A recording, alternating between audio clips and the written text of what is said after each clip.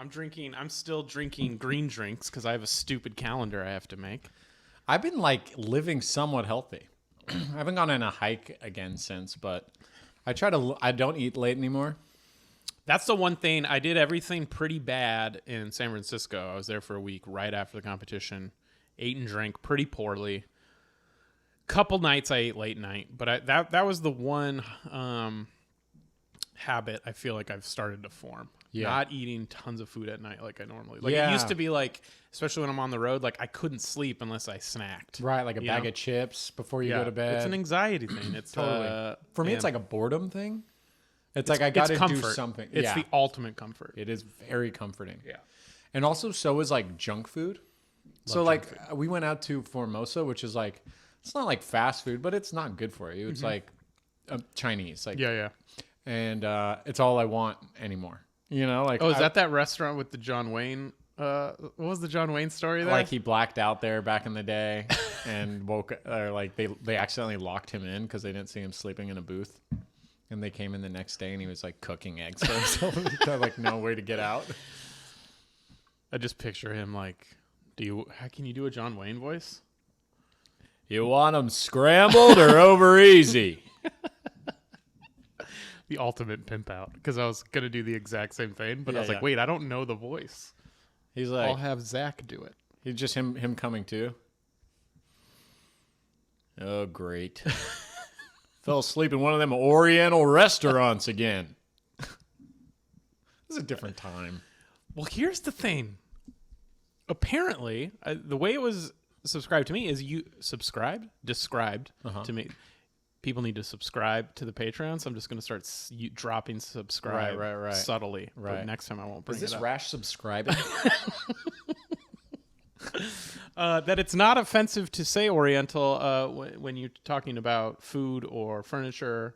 It's just as long as you don't refer to a person. Humans. Yes. Then it's okay. Now, is that true? Someone's going to have to fact check that and let me know. Right. I play it safe and never use the word, but then maybe that's problematic. The white guilt's in there so deep that it's like, whoa, you won't even use... Right. You're like offensive by being too like accommodating. Too afraid. Yeah. I hope that every listener we have has the awareness to never, ever trust us as the source. You know, no one's like, pretty sure I heard on Hesby Street you can say Oriental. It's like,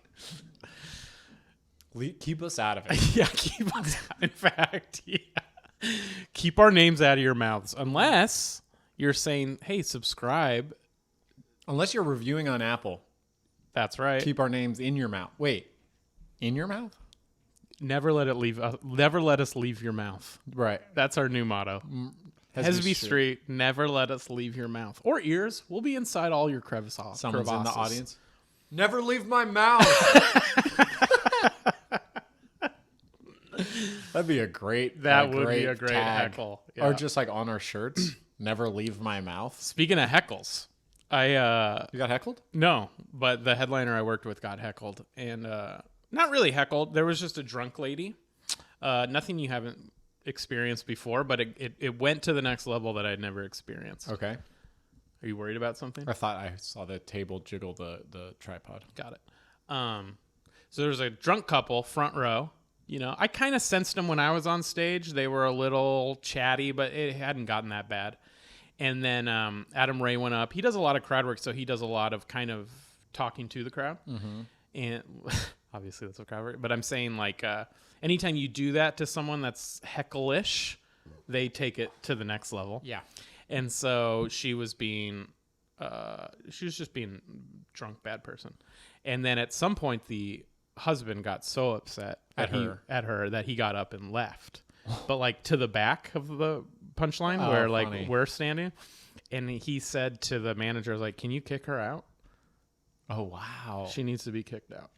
And they were kind of like, honestly, like, right, Adam's in crowd work, like not right now. Right, she's part of the show now. She's part of the show now until Adam asks us to have her removed, or she takes it up one more level. Or gets up and goes to the bathroom, then you can kind of tell her to leave. Right.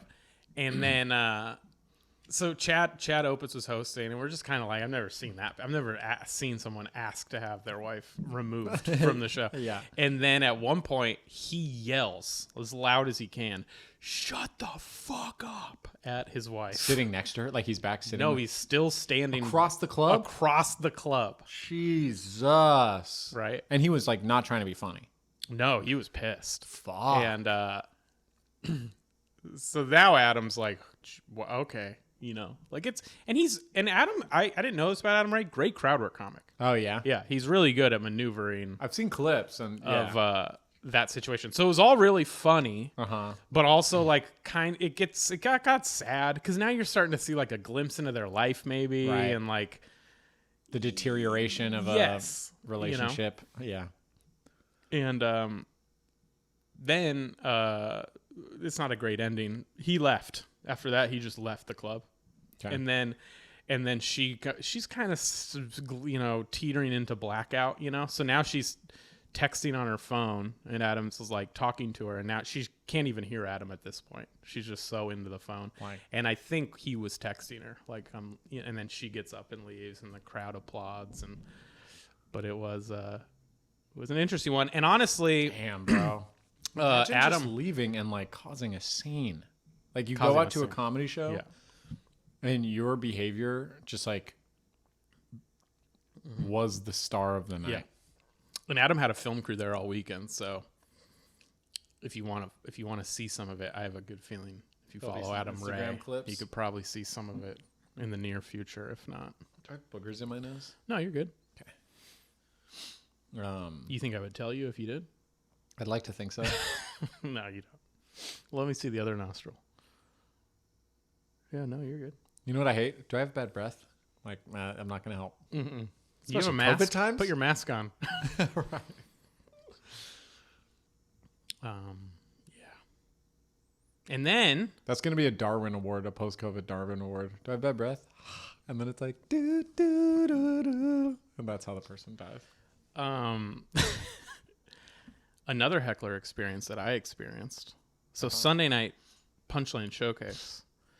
At the end, sometimes, not that often. If for those, we've probably talked about it before on the podcast, but just to reiterate, the Sunday night showcases has for a long time been my favorite night to be at Punchline. Totally. All the comics are hanging out. You have like newer comics nervous about getting tapped. They kind of tap you like it's a You're up next. baseball game. You're in the bullpen. Yeah. They're just like you. You're up in 2.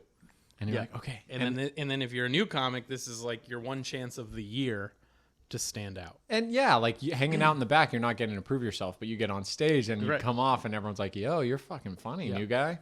Anyway, it's just a fun night to hang out. So at the end of the night, maybe they do this every 3 months.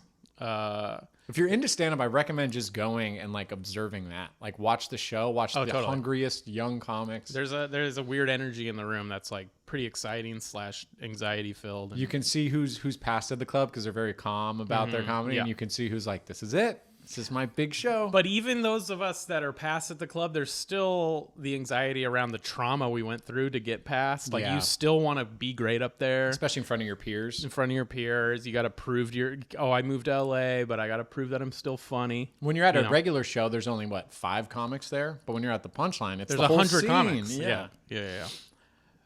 So at the end, they do this thing called Joke Parade. And the idea is it's just a fun way. Anyone can come up on stage, and you can't tell your own joke. It's a quick one-liner street joke. Yeah, I'm not a huge fan of the actual joking, but it's No. around it. They make fun of everyone. But then, so one comic, and it was myself this time, will sit on the stool on stage and just kind of comment. If you do well, we'll build you up. But for the most part, most jokes bomb because they're street jokes, and then we make fun of you, and it's supposed to be fun. And then in the back on the God mic, God mic is someone basically standing behind the bar holding a microphone that the audience can't see because they're behind all of us, but can hear. you can hear him like God. And so it was Joseph Anelin, another Bay comic, funny guy. And so people are coming up, and like, I hate to be like the older in the scene, get off my lawn comic, but like they're taking it personally. You know what I mean?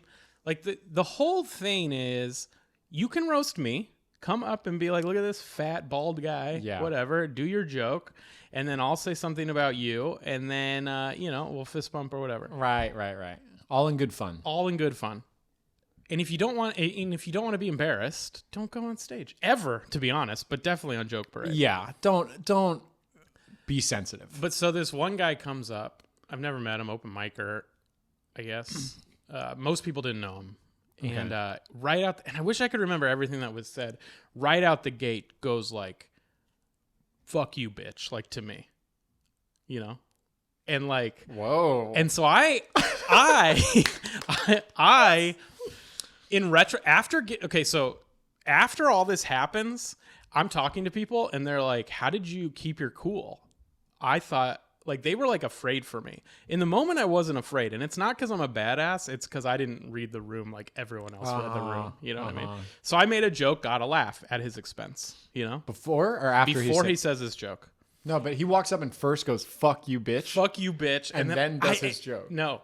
Oh. He says, "Fuck you," and he goes to do his joke, but then I say something, and he comes back. Like, he's not going to do his joke until he gets the last word in on me and Annalyn, but that's not how Joke Parade works. Right. We will always get the last laugh because the crowd's on our side. You go up knowing you're going to be the butt of the joke. Yeah. And so I don't remember what the comebacks were. I wish you remembered. I know. I'm sure it's on film somewhere.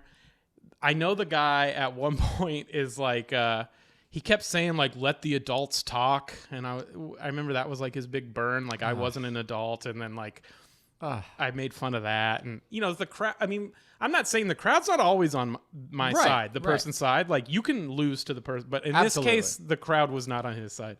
And then, they cut his mic. So this is when because he took too long?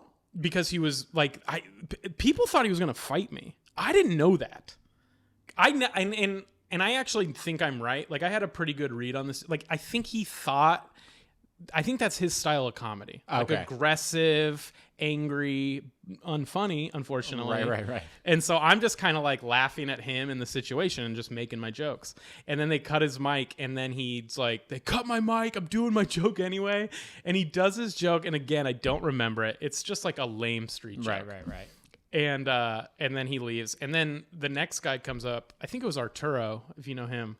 Bragoza? Yeah, I think it was him. And you could tell, that's when I kind of put together that, like, that was weirder than even I thought. Is he's like, I don't, he's just like traumatized from what just happened. Just walks off. You just picture him like looking back at the line, like, does someone want to go? I think it was Arturo. It was whoever was after him. And then we finished up. And even Ron, who like, and Joke Parade, it doesn't need to happen again. I've felt that way. Yeah, it's a weird thing. It's a weird thing. But Ron loves it, so we always do. Loves it. Even he was like, "Yeah, man, that could be the last time. Could be the last time we do Joke Parade." Oh, really? Yeah, I mean, people are coming up to me like, I honestly thought you were going to get in a fight. Is he big? The comic? Like, did it look like, oh, this guy could fuck Torio up? He probably could have fucked me up. But he wasn't like, he was probably like 6, maybe a little taller than me. Heavy? No. But like not rail thin either. It would have been, no, kind of thin. I think it probably just would have been a lot of tackling. And I don't think it would have been like a fist fight. It would have, it's not like you would have been in danger. It's more just like, I mean, there's security guards at the show. The show would have sucked if it just turned into that. It would have. Yeah, but I honestly, like, even looking back, I'm like, I think people are making, because then people are posting on Facebook about it. Like, if you're listening or watching this, maybe we'll make an Instagram clip just to find out. Send us the video. Oh, yeah. If you have the video. Someone was taking a video. Really? Yeah, I don't know who. I just heard someone was. But Tim Young, who records all the sets, Andrew stopped Young recording. Andy Young. He stopped recording. So I don't have a copy of it.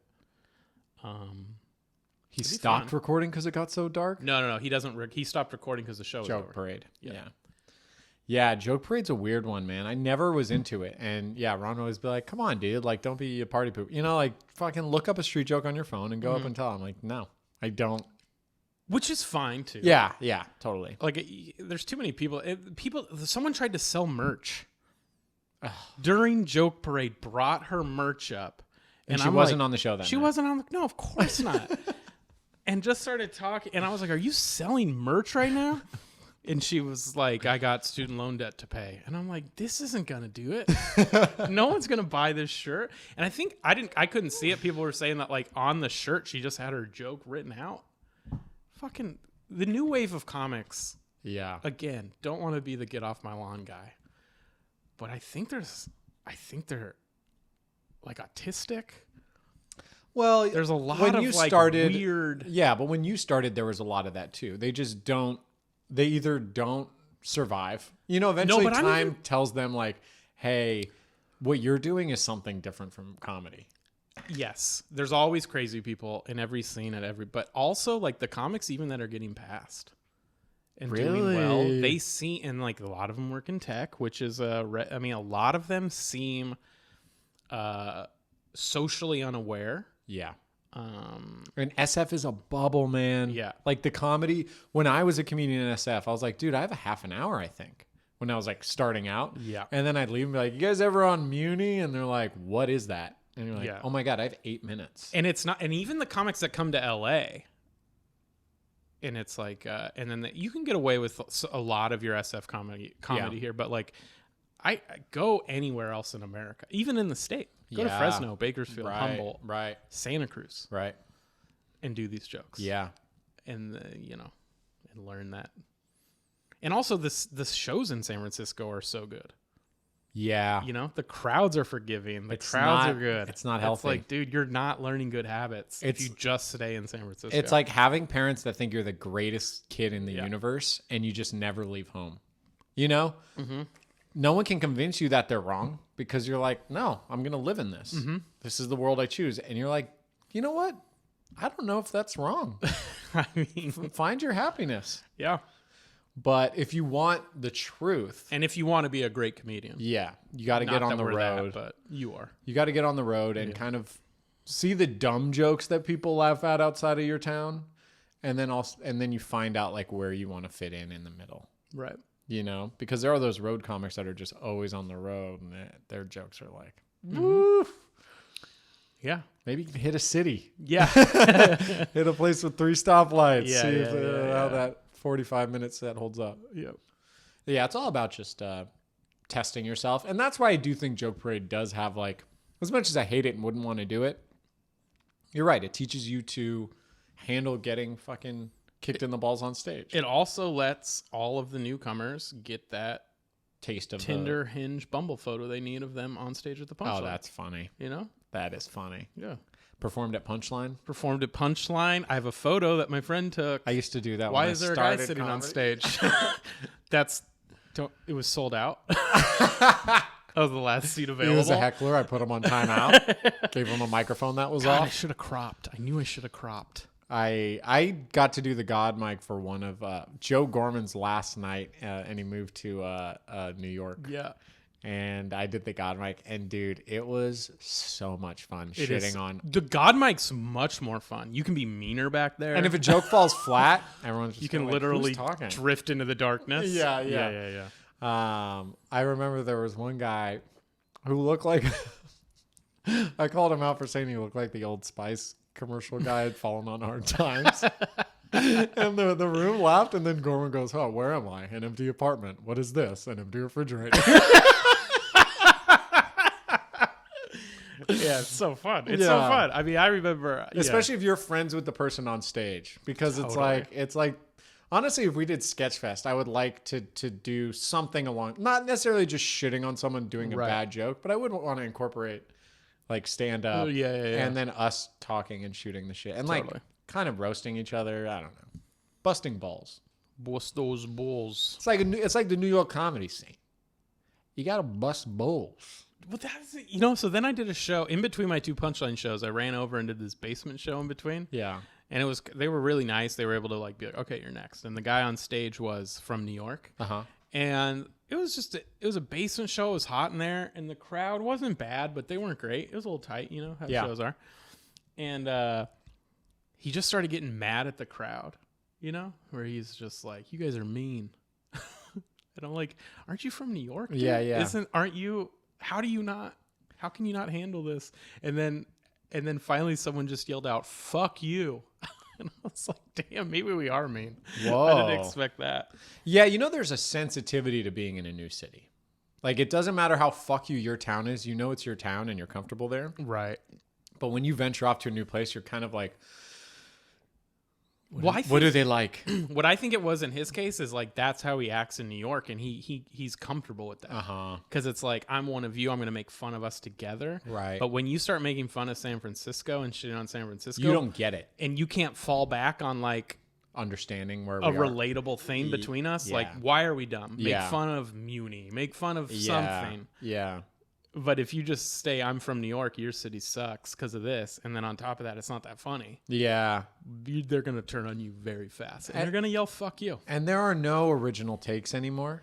So, like, I always see New York comics, Yeah. like, even when we saw Michael Che, or, like, at Clusterfest, I would see, like, the Deezus and Miro would pick, like, their favorite New York comics, and they would just be like, it's the weed here. And, like, 8 people said it, and you're like, yes, it's very good. Yeah. You know that. Your weed sucks. Yeah, Like, we exist with it every day. all farmers. I mean, California is all farmers. It's funny. Anyways, anything Enough non-comedy comedy related talk. happened to you? Enough comedy talk. Hey, shout out to Jeff Dean, by the way. What, dude, what did I just say? Oh, sorry. Go. Unless this is about a No, day job of non-comedy. his Non-comedy talk. My bad. or a book he's writing Nope, that's it's not not. funny. Nuh-uh. What do you got? What do you got that's non-comedy related? Everything I do is comedy related because I'm hustling. I'm out there. I'm working. I'm You have grinding. to I'm be- hustling. Gotta be hustling. I've been reading You're reading still? very little. Okay, good. Because Yeah, you yeah, gotta yeah. be hustling. Right. So I'll be on a walk. Reading's not hustling. No, reading is not hustling. But I do have books lying around. You know, That's and how I you- sit like that's this. part of hustling. I put 2 fingers on my cheek, And then kind of one like on a the chin? like a Judge Ito. Yes. Remember the Judge Ito poses? That is good. And then I'll have a book. A book out. It'll be there. And it's dog-eared to a page you never got to. No, but I go deep. Like we're Yeah, yeah. around hovering 60% in, and people go, like, what's your summer reading list? And I have titles in mind. What do you have? To Kill a Mockingbird. The Giver? You just reading a 6th grader's summer reading list. a Scholastic. What do they call those? The traveling car thing. Fair, the book fair. Right. I'm like, let's see, a poster of a Lamborghini. Bernstein Bears. Goosebumps. And a model Blue Angels airplane.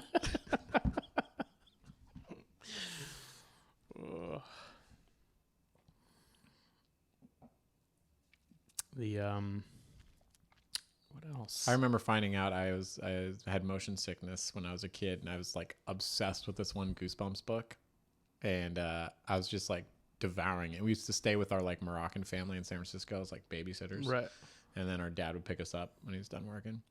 And so we're coming home, I'm like, dude, I just want to read this book. He's like, all right, you can read on the ride. And I'm fucking flying through this thing, and I just yak all over the car. And they were like, what the fuck? And it was like the first time they found out, like, oh yeah, like Car sick? it'll make you car sick if you read in a car. Some people, it happens Right. to. Some people can read in cars fine. And I remember just thinking, like, reading's bad for you. Well, I feel like, stop me if I've told this story in the pod, but I would pass out from blood and stuff, especially when I was a kid.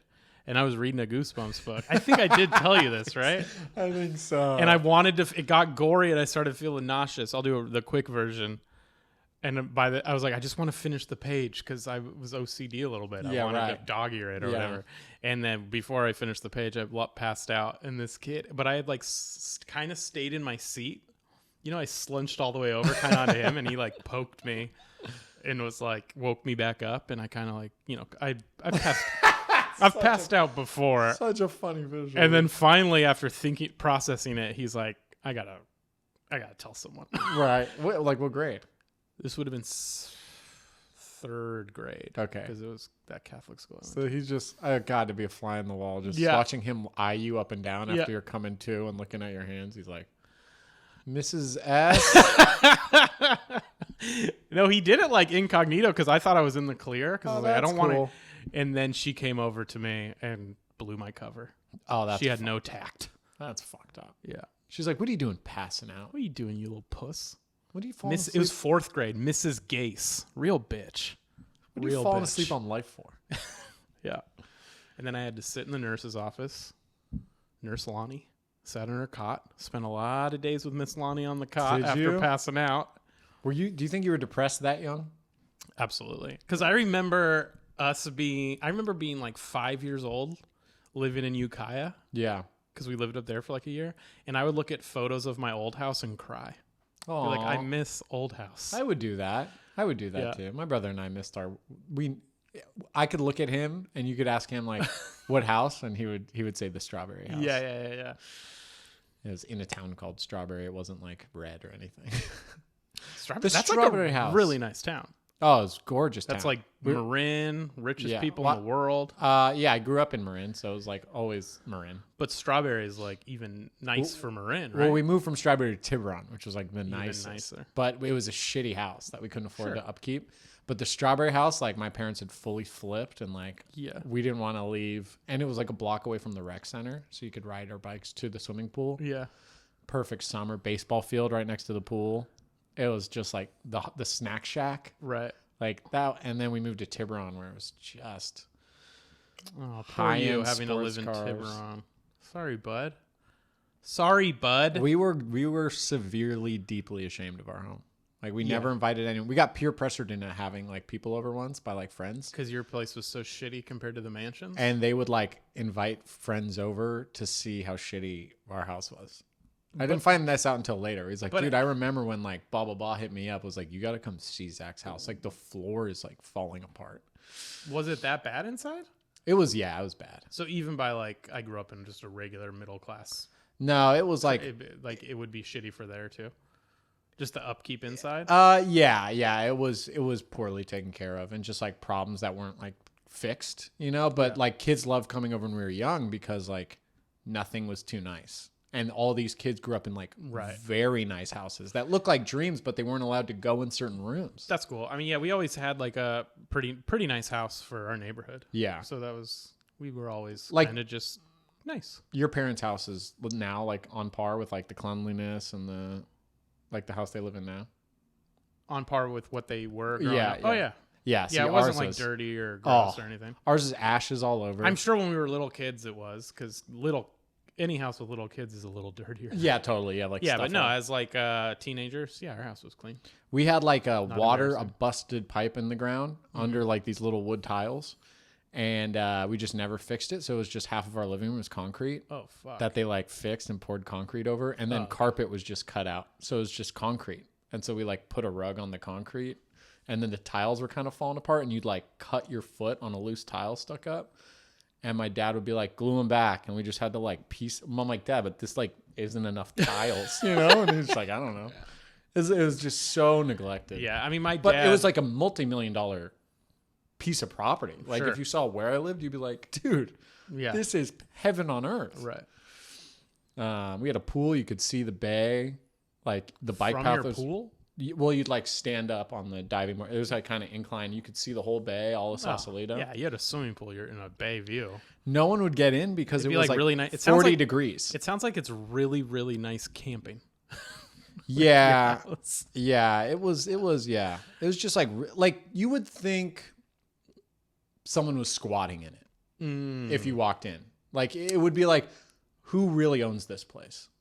That was kind of like how we. But was it like what was like the upkeep? Was it clean? Like no. It was the like walls were yellow. It was like because my dad smoked cigarettes constantly in the house. And the house had a sunroof, which was my mom would always go show them the sunroof. Like the middle of the house, if there was an atrium, the roof would open and close. That's sick. Wow. What happened to this house? This family friend, they wanted to buy it, and they wanted to pay like a few people were like, "Oh, I want that like I'll pay you like millions." And then they would come and look inside and be like, "We'll do dad lost it in a poker game. We'll do 1 million." like the value would divide by half because you'd have to tear it down and redo it. Yeah. It was and our dad did. Oh yeah, he almost lost the house, and my mom was like, she like went and fought to like maintain ownership long enough to sell it, and then like the money that we made was just all like fulfilling debts. Right. But yeah. So like people are always kind of like, oh, you're rich. To this day. I think, how come you've written lots of scripts and stuff? Yeah. Why? I mean, that's interesting to me. Yeah. Like the poor Moroccan kid in Marin. The nicest town in possibly America. And obviously you'd have to, elaborate it up. Yeah, and right, exaggerate it. Right. But it's an interesting story. Oh, cool. That's interesting to know. Is that not what you want to hear? I mean, I like that. I don't want it to be condescending, but like, man, your life's fucking weird. No, I like that. I like hearing it's that. It's a good jumping off point. Yeah, no, I didn't take it that way. Because I think most people too. When it's your own life, you don't think anything special about it, And then you kind of look in hindsight. Like as kids, we knew something, like we were kind of embarrassed. Sure. But we kind of thought. That's where great comedy starts. Totally. And great drama. Totally. But yeah, I think you look at your life and you don't want it to be sad. Like I want to make jokes about my dad, like being a drug addict and like a fucking very irresponsible adult. But you never want as a comedian to open up and have people go, oh, like, oh is the last thing you want. Yeah, but we're not, but I mean, especially now, I feel like comedy is not, this isn't a sitcom comedy. It's not that. It's like kind of this like, I mean, have you watched Reservation Dogs at all? No, the new Taika Waititi? I should watch but that. But it's kind of, I mean, it's not similar really, but like. A disenfranchised kind of group of kids. Yeah, you're kind of coming up in this shitty place. But in your case, it'd be surrounded by all this wealth. Yeah. You know? And you're ashamed amongst the rich people, and then you're also ashamed to say you're from Marin to people that aren't Marin. Yeah, because even if I say I'm not rich, they're like, okay. Oh, but you have a pool. Right. You know what I mean? Yeah. So there's a lot there. And then, drug abuse. Yeah. Father is interesting. Cultural differences. Yeah, I've only played on the cultural differences. And your mom was sold to someone at one point in her life? Yeah. Well, her life, it's like, yeah, that's a different kind of movie altogether. No, but I'm saying having that character. Oh, right. Like her relatable anecdotes are just so unrelatable. Yeah. So. Yeah. Yeah, she's told me some dark shit, man. I think it makes me crave talking about fucked up shit because of her. Because it's like, I want to know like the darkest truth. Like I'm watching Frontline PBS documentaries. I'm not watching the Goldbergs. Yeah. I was trying to think of a title for it, but I got nothing. Yeah, we'll come up with something. We'll write it, dude. Now that you live in LA, we got to sell a script. We have to. We can at least start a GoFundMe. And just start making money now. I already did. It's up. Everyone listening, check out GoFundMe/Zack's Moroccan Marin Untitled Project. Yeah, help us title it. Mm-hmm. Start funding the title. We have creatives that are interested. Oh my God, everyone wants to touch this. The Rock is interested. The Rock? The Rock's actually going to play Mount Tam.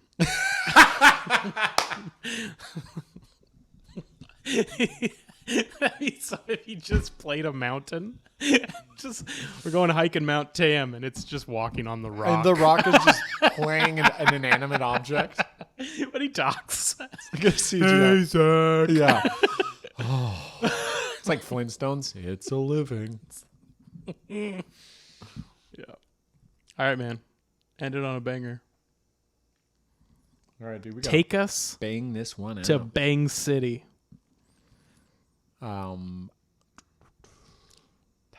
So like, I do the acting stuff, and I do acting stuff. I got a lot of auditions the past 24 hours. Like I just did 4. But the last better, because every time something's going on, you're like, sorry, I got 2 auditions. It's nuts. It'll just happen it happens in waves where I'm like, is there someone at this casting site that's like eating a sandwich? It's like, oh fuck.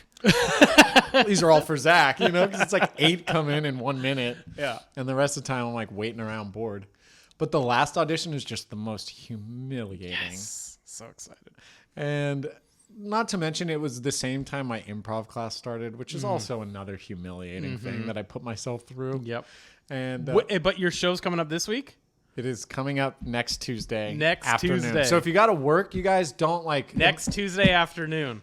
Don't work. Don't. So this. I mean, go to work. Don't watch. Okay, so then yes, this is the last podcast before that because it comes out every Wednesday. Yeah. So follow us on Instagram. I will be posting the link to Zack's Tuesday. What time? Noon. At noon. Tuesday at noon, improv show on Zoom. It's our final. It's his final. And I got to tell you, we sat on the drive up to San Francisco. Oh, yeah, we haven't talked about this.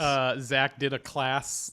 I had improv class on our road trip. In the car. And if that's a preview of what's coming, this will Couldn't figure out how to unhook it from the stereo of the car. So Torio was in for the ride. Incredible in the most train wreck way. So I'm excited. It's bad. Tuesday at noon. Make sure you don't have any lunch meetings. We're bad, you guys. Put it on while you eat lunch. No. It's not funny bad. It's just bad. That's a good point. It's not so bad that it's funny. It's so bad that it's bad. But it's fun to watch Zach try to save it with humor. Yes, and he can't. And I think you're phenomenal. Thank you.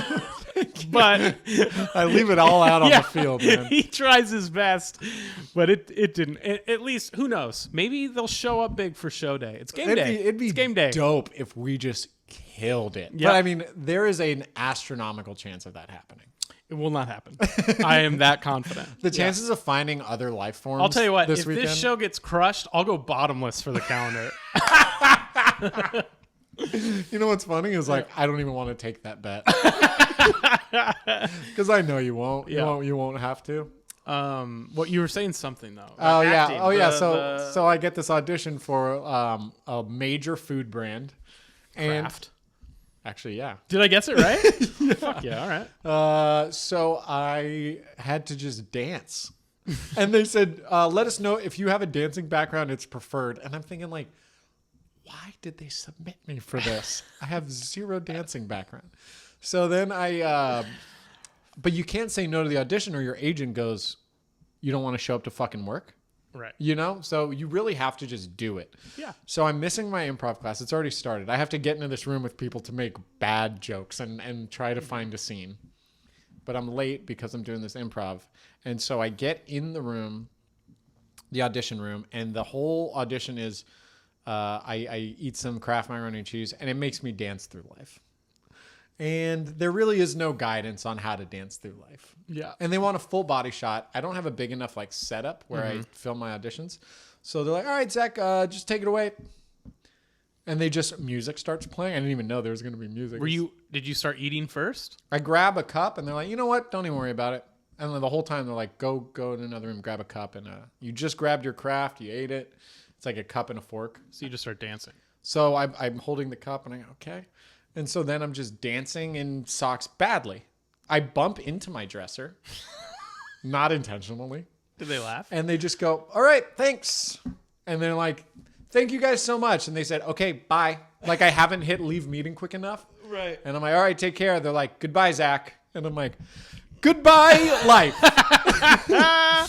And then, damn, that's a cold feeling. And then you just have to leave and continue with your life. That's the weirdest part. You have to just leave. But that's like a gig you didn't really want, right? Like I knew I wasn't going to get it, but I still had.